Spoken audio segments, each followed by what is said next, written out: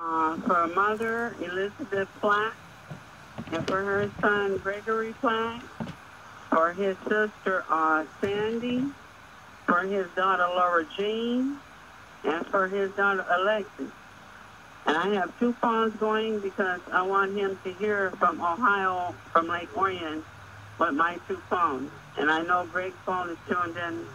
And I would love for you to pray again, Pastor Bogle, for Mother Platt. She had a stroke last night. I called you last morning. And then last I heard is what I said to you about, her right side being paralyzed.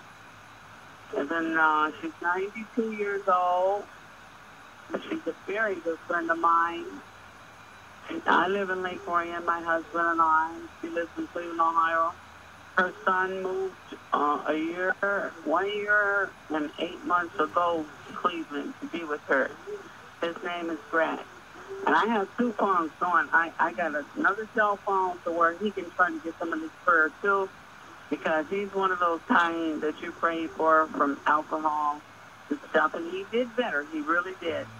When he moved from here, he went to live with his mom.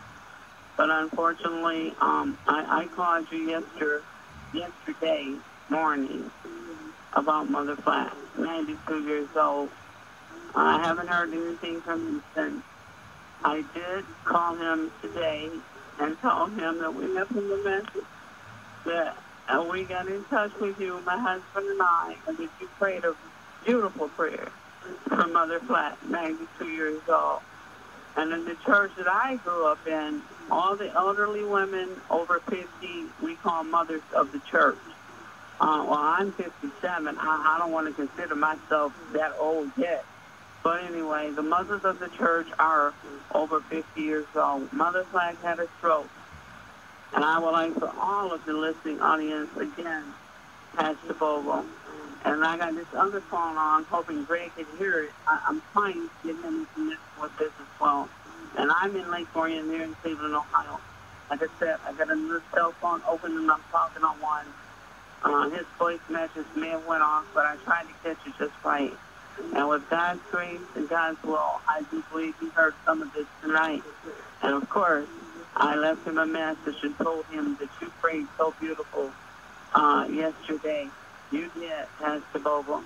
And in your ministry, I pray and uplift you. I pray for you and your family, your church family. I pray for all the listeners. And I love the way you pray, Pastor Bogle, because you hit it right off the bat. As soon as you get on the radio, you start praying for everybody and everything. And it's like, what else can we ask him to pray for? He's prayed for it all. I love the way you pray. And I know you love to pray. And this is why I feel so close tonight, Jesus, so close.